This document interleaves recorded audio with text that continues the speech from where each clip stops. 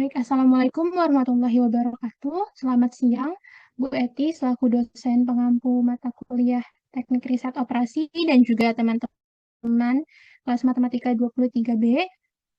Pada kesempatan kali ini, kami kelompok satu yang terdiri dari saya sendiri, Azahra Putri Andayani, dengan NIM 13056230050, lalu Salsabila Angela dengan NIM 13056230064, dan yang terakhir Aprilianti Nurul Fadilah dengan NIM 13056230069. Pada kesempatan kali ini kami akan mempresentasikan materi dengan judul Network Flow Models.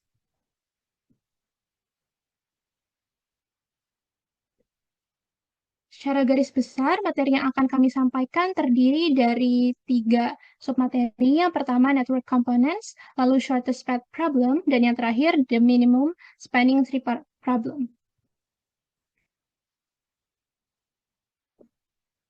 Baik, pertama-tama kita akan mulai dengan Network Components atau komponen jaringan. Sebelum kita mengenal lebih jauh tentang komponen-komponen yang ada pada jaringan, kita harus tahu dulu apa itu jaringan itu sendiri. Jadi, sebuah jaringan terdiri dari sekumpulan titik dan juga sekumpulan garis yang menghubungkan pasangan titik tertentu. Nah, titik-titik tersebut disebut simpul dan garis-garisnya disebut busur atau cabang. Seperti pada gambar 10.1, simpul yang dimaksud di sini adalah yang berbentuk lingkaran yang berisikan huruf-huruf, sedangkan busur atau cabangnya itu yang garis-garis. Selanjutnya kita akan mengenal lebih jauh tentang simpul dan juga busur. Dimulai dari simpul, simpul adalah titik persimpangan atau pertemuan dalam jaringan. Nah, biasanya simpul itu digambarkan dengan bentuk lingkaran. Dan kalau untuk implementasi dalam kasus nyata, biasanya simpul digunakan untuk merepresentasikan kota, lalu persimpangan, terminal, stasiun, dan juga sebagainya. Nah, untuk penamaannya sendiri, simpul bisa berupa huruf atau angka, seperti yang di gambar sebelumnya.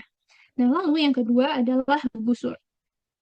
Nah, busur ini adalah suatu garis yang menghubungkan simpul-simpul yang juga mencerminkan aliran dari satu titik ke titik yang lain. Nah, secara visualnya, busur digambarkan dengan garis yang menghubungkan antar simpul.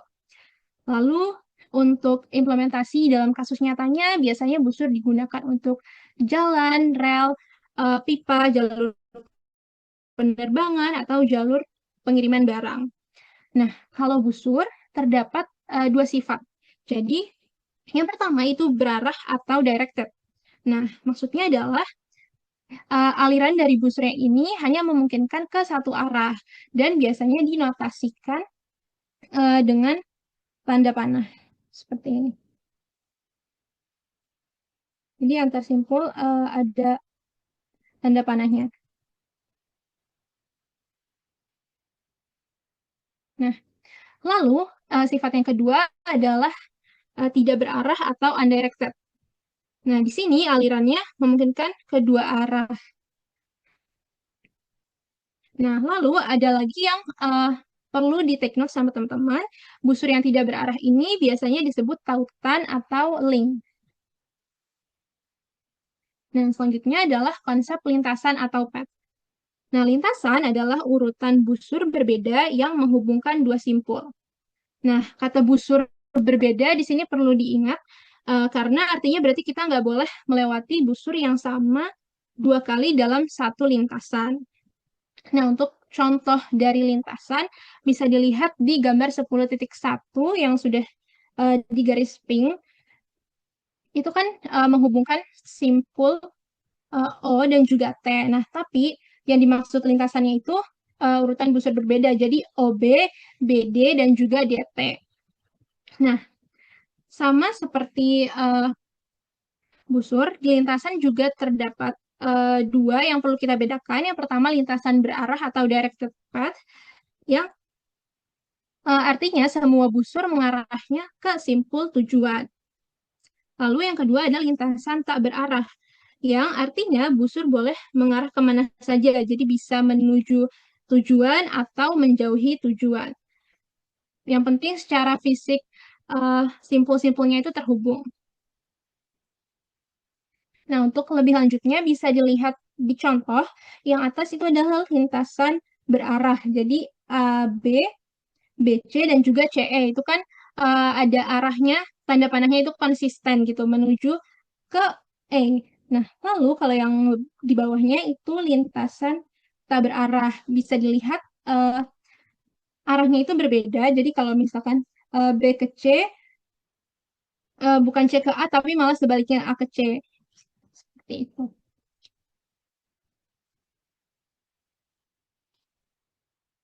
Nah, selanjutnya ada siklus atau cycle. Nah, siklus adalah lintasan yang mulai dan berakhir di simpul yang sama. Jadi kalau kita jalan dari suatu simpul melewati beberapa busur dan kembali ke simpul yang awal, maka itu disebut siklus. Jadi intinya seperti membentuk jalan melingkar. Nah, sama seperti lintasan, siklus juga dibedakan menjadi dua. Yang pertama, siklus berarah. Jadi cirinya di sini semua busurnya itu searah. Semua panah dalam siklus ini mengikuti arah yang konsisten.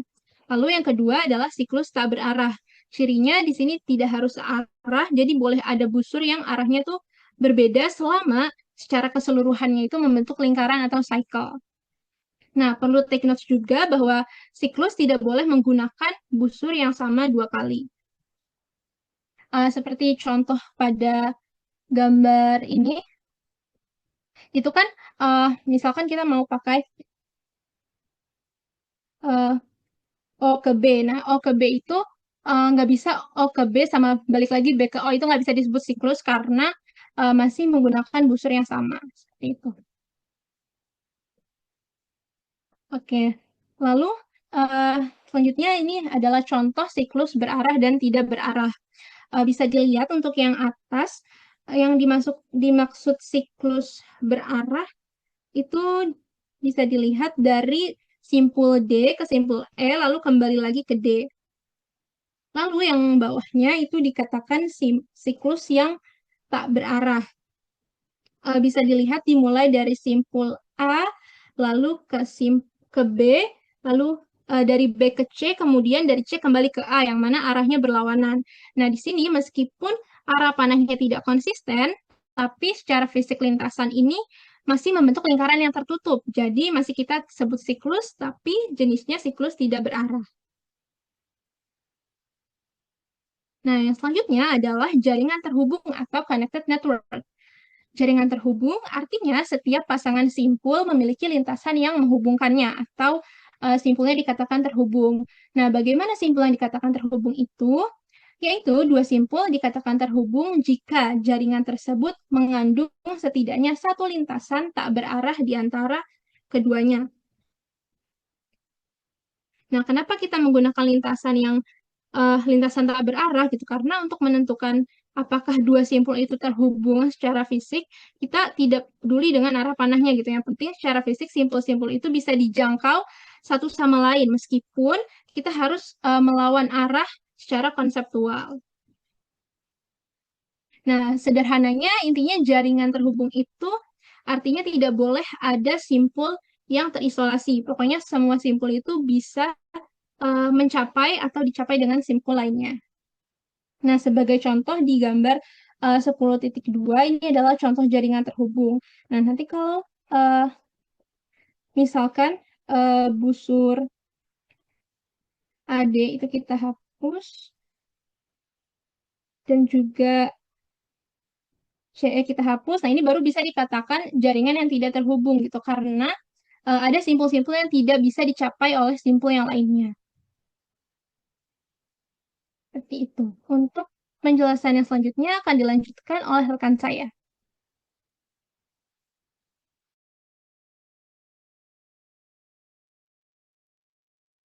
Oke, sebelum kita masuk ke pembahasan mengenai shortest path problem, di sini saya ingin memberikan sedikit studi kasus yang cukup sederhana dan cukup relevan sama kondisi di kehidupan sehari-hari. Di sini tuh saya mengambil ilustrasi permasalahannya mengenai program MBG, di mana di program MBG ini kan kita tahu bahwa dia itu ada dapur produksi makanan dan juga hasil makanan yang telah diproduksi itu akan didistribusikan ke sekolah-sekolah.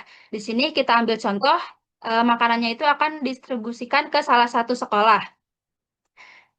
Nah, untuk mencapai sekolah tersebut itu pasti ada beberapa alternatif jalan yang bisa dipilih oleh selama distribusinya itu sendiri.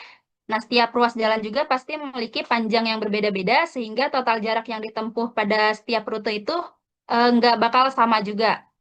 Nah, kalau dari sudut pandang si pengelola distribusi itu sendiri, mereka itu pasti bakal pengennya itu milih jalur yang paling efisien. Karena kalau misalnya jarak yang ditempuh itu semakin jauh, itu konsumsi bahan bakar, waktu operasional kendaraan sama biaya distribusi yang harus dikeluarkan juga semakin besar gitu.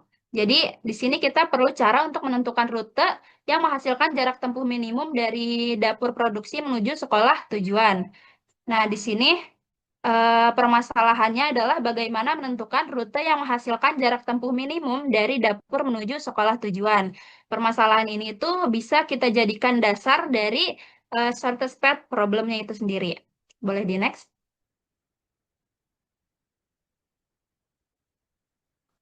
Nah, sekarang kita masuk ke shortest path problemnya itu sendiri, di mana shortest path problem atau masalah rute terpendek yang merupakan masalah untuk menentukan lintasan dengan jarak paling minimum dari suatu titik asal menuju satu atau beberapa titik tujuan. Nah, untuk contohnya ini sendiri ada sebuah jaringan jalan. Ini diambil dari contoh yang ada di buku Lieberman. Oke, boleh next dulu. Nah, di shortest path problem itu sendiri kita juga perlu mengenal beberapa istilah. Yang pertama itu ada graph, di mana graph ini adalah kumpulan simpul atau nodes yang dihubungkan satu sama lain melalui sisi atau edge. Dan graph ini juga dapat dinotasikan dengan G sama dengan V, E, di mana V-nya itu merupakan himpunan semua simpul atau vertex, dan E-nya itu merupakan himpunan semua sisi atau edge. Selanjutnya ada yang namanya graf berbobot, di mana graf berbobot ini adalah graf yang masing-masing sisinya memiliki suatu nilai atau bobot yang non-negatif. Bobot pada tiap sisi itu bisa berbeda-beda tergantung pada masalah yang dimodelkan pada grafnya itu sendiri. Nah, selanjutnya ada algoritma Dijkstra, di mana algoritma Dijkstra ini merupakan algoritma yang digunakan untuk menemukan jalur terpendek dari suatu titik ke semua titik lain dalam sebuah graf. Algoritma ini juga menggunakan strategi greedy, yang berarti pada setiap langkahnya itu sisi yang berbobot minimum yang menghubungkan sebuah simpul yang sudah terpilih dengan sebuah simpul lain yang belum terpilih itu akan diambil. Nah, pada shortest path problem sendiri, kita bakal menerapkan algoritma Dijkstra. Oke, boleh di next.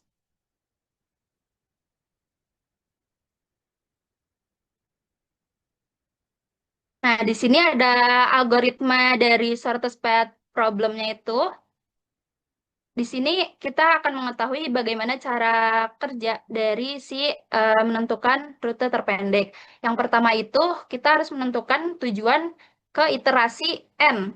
Kita harus menentukan destinasi akhirnya dengan cara menentukan node ke N yang paling dekat terlebih dahulu dari titik asal atau origin. Nah, proses ini itu dilakukan berulang mulai dari node terdekat pertama, kedua, ketiga, dan seterusnya sampai node tujuannya itu berhasil ditemukan. Yang kedua yaitu input pada iterasi ke N. Nah, pada awal iterasi ke N, itu akan diketahui N1 node yang paling dekat dengan titik asal, kemudian akan diketahui juga jarak terpendek dari titik asal ke masing-masing node tersebut, dan juga jalur terpendek yang menghubungkan titik asal ke masing-masing node tersebut. Nah, node-node yang jaraknya sudah dipastikan ini disebut solved nodes atau node yang telah terselesaikan. Sedangkan node yang jaraknya belum diketahui secara pasti disebut unsolved nodes atau node yang belum terselesaikan. Oke, boleh di next.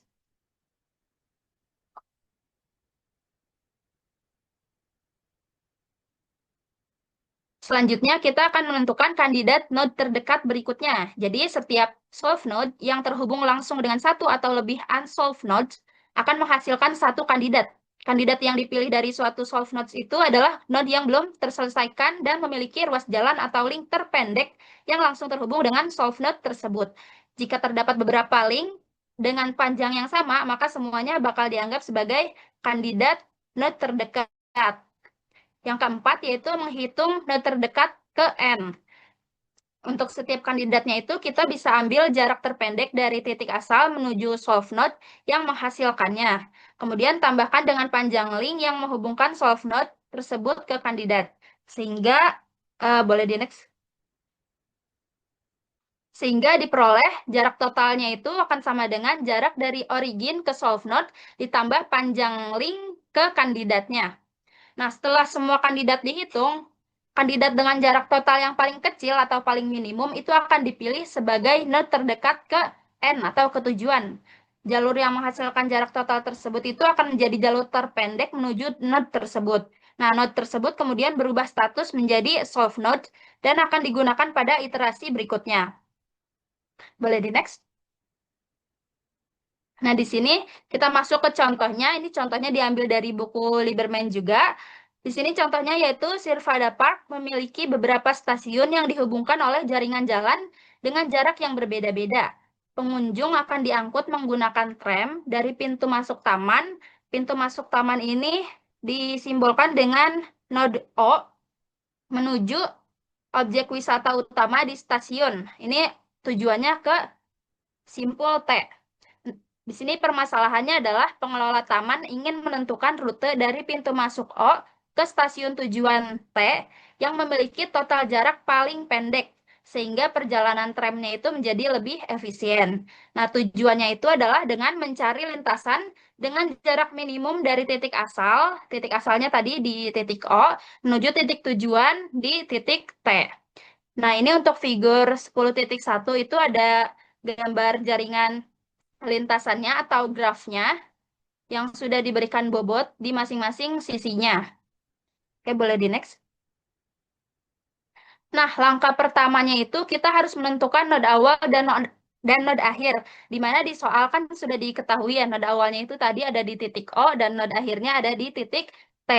Kemudian untuk kita masuk ke iterasi pertama di sini di node awal kita kasih bobotnya itu 0. Kenapa 0? Karena dia masih ada dia masih di titik yang tidak berpindah.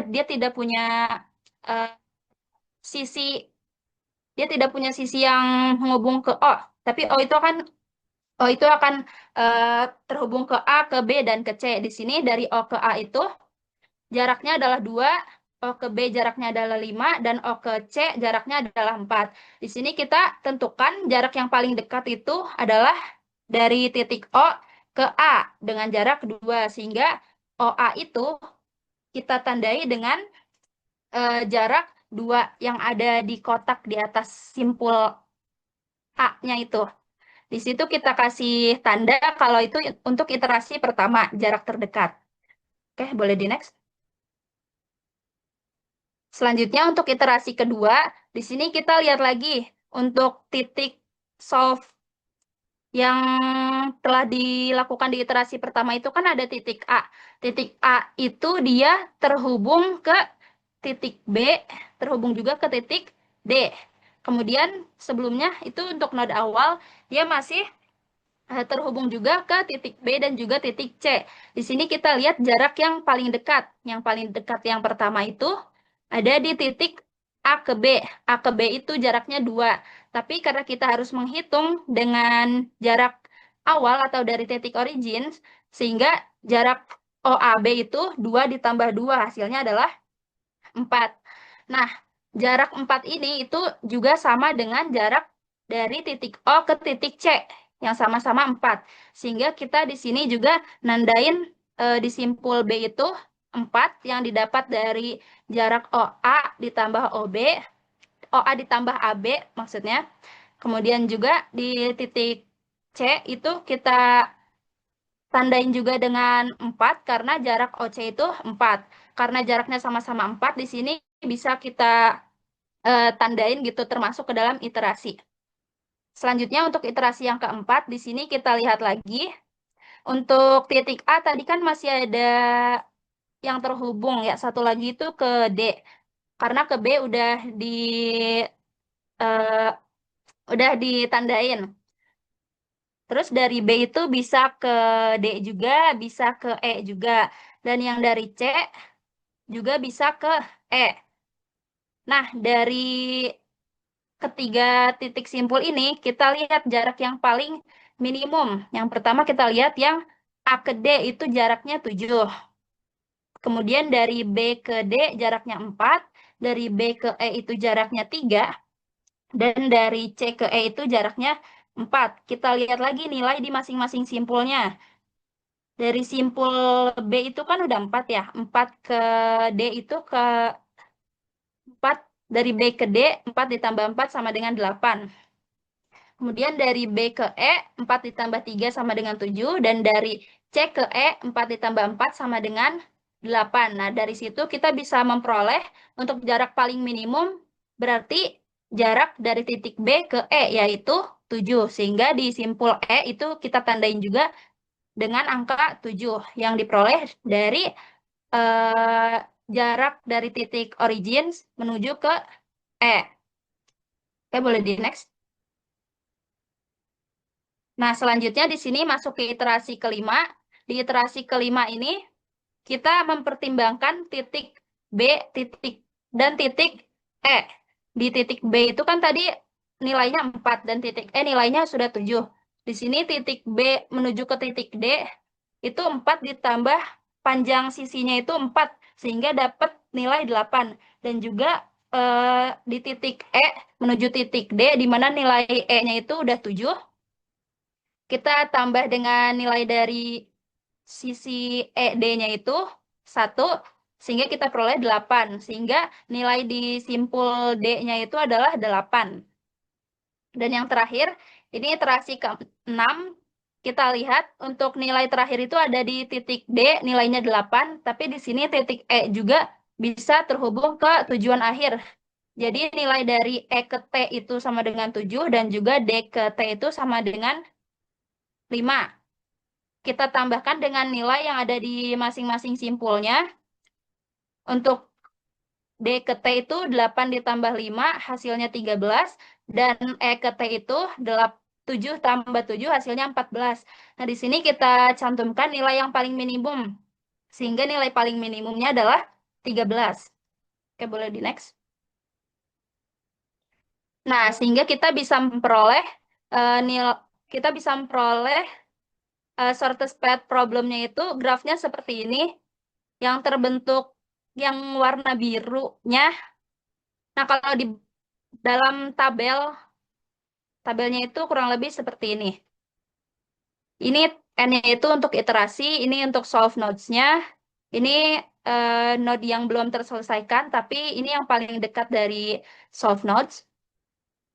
Untuk total distance-nya itu berarti jarak atau bobotnya.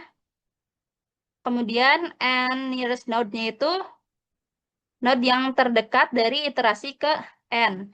Minimum distance-nya diperoleh berapa itu nilai-nilai yang ada di atas simpulnya sama last connection-nya itu tinggal dilihat aja nilai dari nilai dari solve node ke unsolved node-nya itu dari simpul apa ke simpul apa. Nah, dengan melakukan iterasi tersebut, kita itu bisa memperoleh lintasan optimalnya itu ada dua. Yang pertama itu dari O ke A, ke B, ke D, dan ke T itu menghasilkan 13 mil. Untuk yang kedua, lintasan kedua itu dari O ke A, ke B, ke E, ke D, dan ke T. Itu juga sama menghasilkan 13 mil. Sehingga di sini ada dua lintasan optimal yang diperoleh dari permasalahan Servada Park. Oke, boleh di next. Selanjutnya akan dilanjutkan oleh rekan saya. Baik, terima kasih. Sekarang kita masuk ke bagian the minimum spanning tree problem. Jadi, spanning tree ini adalah subgraf dari graf terhubung yang mencakup semua simpul tanpa membentuk siklus. Lalu, minimum spanning tree ini adalah spanning tree dengan total bobot terkecil di antara semua kemungkinan spanning tree yang bisa dibentuk dari graf tersebut. Jadi, minimum spanning tree problem atau dalam bahasa Indonesianya itu pohon rentang minimum. Ini tuh adalah teknik mencari jalan penghubung yang dapat menghubungkan semua titik dalam jaringan secara bersamaan sampai diperoleh jarak minimum. Jadi masalah ini tuh penting karena sering muncul dalam perancangan jaringan, misalnya tuh di jaringan listrik, telekomunikasi, ataupun di transportasi di mana kita tuh ingin semua titiknya itu terhubung dengan solusi atau biaya yang minimum. Minimum spanning tree ini tuh mirip sama masalah rute terpendek yang udah dijelasin tadi, shortest path, dan yang udah pernah kita pelajari juga di mata kuliah sebelumnya. Boleh next. Oke, di sini ada ilustrasi spanning tree dari Sirvada Park. Jadi ada gambar 10.5. Ini yang A. Gambar A ini terdiri dari dua bagian terpisah. Yang satu itu berisi simpul A, O, B, C, lalu yang sebelah kanannya ini adalah D, T, E. Nah, ini tuh tidak memenuhi syarat spanning tree karena grafnya ini tidak terhubung. Jadi itu ada simpul yang tidak bisa dijangkau dari simpul lainnya. Lalu selanjutnya yang gambar B ini tuh semua simpulnya terhubung, tapi terdapat siklus. Misalnya dari A, A, B, C, O, T. Nah, siklusnya itu dari A, B, C, O, C ke O lagi, lalu yang sebelah kanan itu dari D, E, T ke D lagi. Nah, ini tuh tidak termasuk spanning tree karena mengandung siklus, padahal spanning tree-nya ini tuh, kalau spanning tree itu harus bebas dari siklus. Lalu gambar C yang bagian bawah ini tuh semua simpulnya itu terhubung tanpa siklus. Dan setiap sisinya itu memiliki bobot atau angka yang menunjukkan jaraknya atau biayanya. Jadi gambar C-nya ini adalah spanning tree karena grafnya itu terhubung dan tidak memiliki siklus. Serta ini tuh mencakup semua simpul dengan total bobot. Jadi spanning tree ini tuh harus menghubungkan semua simpul tanpa adanya siklus. Boleh next. Baik, di sini ada graphical representation of minimum spanning tree. Jadi dalam representasi grafisnya kayak yang tadi, itu ada tiga komponen utama. Yang pertama ada anak panah atau arrow. Nah, ini tuh menyatakan sebuah kegiatan atau aktivitas spanning tree-nya. Jadi kegiatan di sini tuh didefinisikan sebagai hal yang memerlukan jangka waktu tertentu dan dalam pemakaian sejumlah nilai. Nilainya itu bisa berupa jarak, biaya, ataupun waktu. Lalu ada lingkaran kecil yang bulat-bulat tadi itu atau node. Ini tuh menyatakan sebuah kegiatan atau aktivitasnya. Jadi kegiatannya itu didefinisikan sebagai ujung atau pertemuan dari satu atau beberapa kegiatan. Lalu yang terakhir ada sisi atau edge. Kalau yang sebelumnya itu disebut busur atau cabang, boleh juga. Nah ini tuh menyatakan nilai. Nilainya tuh kayak tadi berupa jarak, biaya atau waktu yang melekat pada sebuah sisi dalam jaringan untuk menghubungkan dua simpul. Ini tuh digunakan sebagai dasar pemilihan jalur dengan total bobot minimum. Boleh next. Nah, di sini sama application-nya. Jadi minimum spanning tree ini punya banyak aplikasi nyata. Pertama, misalnya ini perancangan jaringan telekomunikasi, misalnya jaringan serat optik, jaringan komputer, jaringan telepon sewa, jaringan televisi kabel, dan sebagainya. Dan yang kedua ini ada perancangan jaringan transportasi dengan penggunaan ringan untuk meminimalkan total biaya pembangunan jalur. Misalnya itu ada di rel kereta, jalan raya, dan sebagainya. Hal yang ketiga ini ada perancangan jaringan transmisi listrik yang bertegangan tinggi. Yang keempat ini ada perancangan jaringan kabel pada peralatan elektronik. Misalnya itu di sistem komputer digital untuk meminimalkan total panjang kabel yang akan digunakan. Yang kelima ini ada perancangan jaringan pipa untuk menghubungkan pipa-pipanya itu di sejumlah lokasi. Oke, next.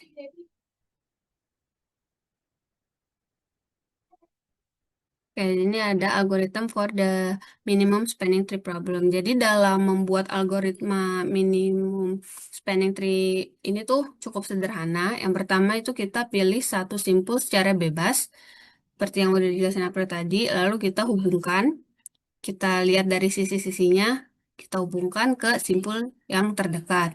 Yang kedua itu kita identifikasi simpul yang belum terhubung dan paling dekat dengan simpul yang sebelumnya sudah terhubung.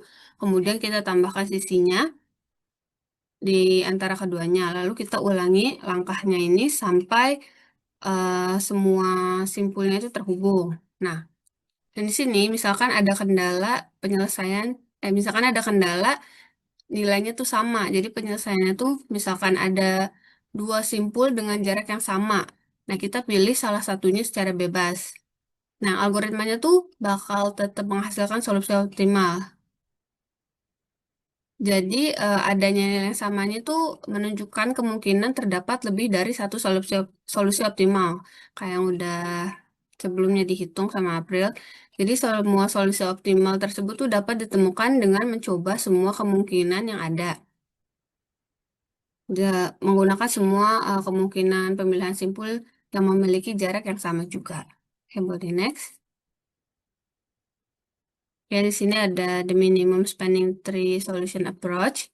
Jadi di sini ada contoh kasus penerapan minimum spanning tree. Kita menggunakan figur 10.1 kayak yang sebelumnya sama.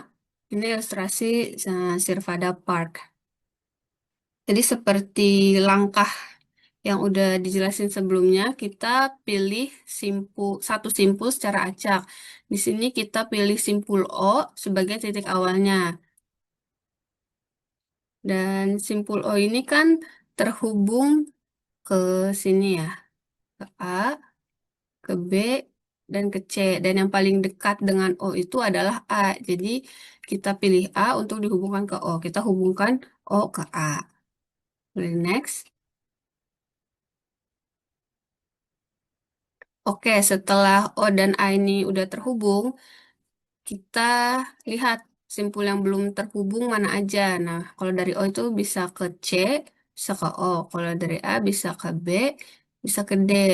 Yang cuma yang paling dekat itu yang ini, yang jaraknya 2, yaitu B. Itu dekat dengan A. Jadi kita hubungkan dari A ke B. Boleh next.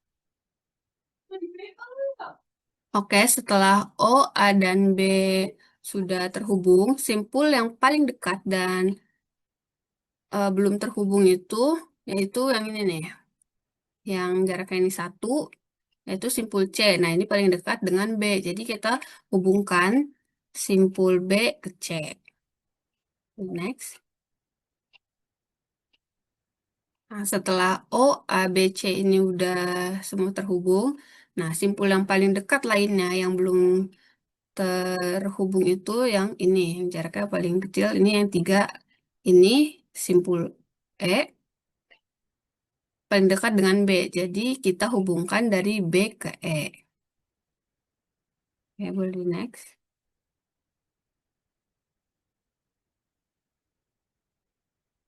Nah, setelah simpul O, A, B, C, E ini semua udah terhubung, simpul yang terdekat lainnya yang belum terhubung tuh yang ini nih. Yang jaraknya 1, yaitu D, paling dekat dengan E. Jadi kita hubungkan simpul E ke D. The next. Oke, setelah semuanya terhubung ini ada satu simpul yang belum terhubung. Nah, dari yang terdekat itu ke T ini ada 5, 5 dan 7. Paling dekat itu dari D, berarti kita hubungkan dari D ke T. Oke, boleh di next. Oke, di sini. Oke, setelah semuanya terhubung, hasil akhirnya tuh bakal seperti ini. Jadi dari O ke A ke B ke C, lalu dari B ke E lagi, dari E ke D, dari D ke T. Ini tuh adalah eh, garis yang tebal ini tuh adalah jaringan terhubung yang dengan solusi paling optimal dengan jarak itu 14 mil. Jadi gambar ini tuh merupakan solusi optimalnya. Oke, berarti next. Jadi di sini ada beberapa latihan soal coba dikerjakan oleh teman-teman untuk berlatih. Jadi ini soal pertama, udah ada datanya. Ini soalnya ada 2. Jadi next. Nah, ini ada soal kedua. Lalu next. Nah, ini ada soal yang ketiga. Silakan dikerjakan oleh teman-teman. Oke, ini tadi ada beberapa referensi yang kita gunakan untuk menyusun PPT ini. Oke, kita udah sampai di slide akhir. Demikian penjelasan kami mengenai Network Flow Models. Semoga materi yang kami sampaikan hari ini dapat diterima dan dapat menambah pemahaman teman-teman semua. Mohon maaf jika selama presentasi ini kami selama presentasi ini kami memiliki kekurangan. Terima kasih atas perhatiannya. Dan sebelum saya akhiri, jangan lupa untuk teman-teman mengisi penilaian sejawat untuk kelompok kami. Saya akhiri. Terima kasih. Wassalamualaikum warahmatullahi wabarakatuh. Baik,